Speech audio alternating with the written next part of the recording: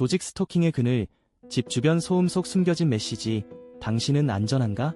조직 스토킹의 정의. 조직 스토킹은 단순한 괴롭힘을 넘어 특정 개인을 대상으로 하는 체계적이고 조직적인 괴롭힘의 형태입니다. 이 행위는 다양한 가해자들에 의해 이루어지며, 가해자들은 피해자의 주변에서 은밀하게 또는 공개적으로 피해자를 향한 불쾌한 말과 행동을 합니다. 예를 들어 죽어라는 말이나 조롱의 웃음이 그 예입니다. 이러한 언어적 폭력은 주로 동네 사람들, 공원에서 놀고 있는 아이들, 심지어 여행 중 만나는 외국인들까지 포함되어 있습니다. 많은 사람들이 가해자로 전락할 수 있으며, 이는 사회 전반에 퍼져 있는 심각한 문제입니다. 생활 소음과 그 숨겨진 메시지. 가해자들은 주로 아래층이나 위층에서 소음으로 피해자를 괴롭힙니다.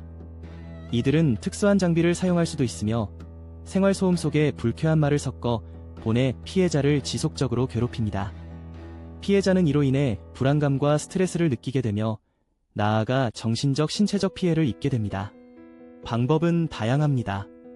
인근 공사장에서 나는 소음, 배달부의 다급한 발소리, 아이들의 장난기 가득한 웃음소리 속에 숨어있는 불쾌한 말들이 피해자의 감정에 깊숙한 상처를 남깁니다. 피해자가 직면하는 심각한 심리적 결과. 조직 스토킹의 피해자를 향한 이러한 행동은 단순한 괴롭힘이 아닙니다. 피해자들은 지속적인 심리적 압박으로 인해 우울증, 불안장애 및 심리적 외상 후 스트레스 장애와 같은 심각한 정신적 건강 문제를 겪게 됩니다. 이들 중 일부는 자해나 자살까지 고려하게 되는 경우도 있습니다. 추가적으로 피해자들은 피해를 받는 동안 지속적으로 뇌파 생체 실험이나 전파 무기의 표적이 됩니다. 이러한 기술은 자유의지를 상실하게 할 뿐만 아니라 심각한 신체적 문제를 초래할 수 있습니다.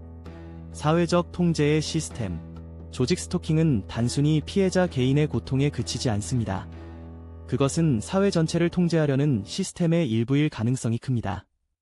이러한 기술에 의해 피해를 당하고 있는 것은 피해자만이 아닐 수 있습니다. 이어지는 내용은 블로그 게시물에서 확인하실 수 있습니다. 게시물 링크는 더보기란 또는 고정 댓글을 참고해주세요. 영상이 도움이 되셨다면 좋아요와 구독 부탁드립니다. 감사합니다.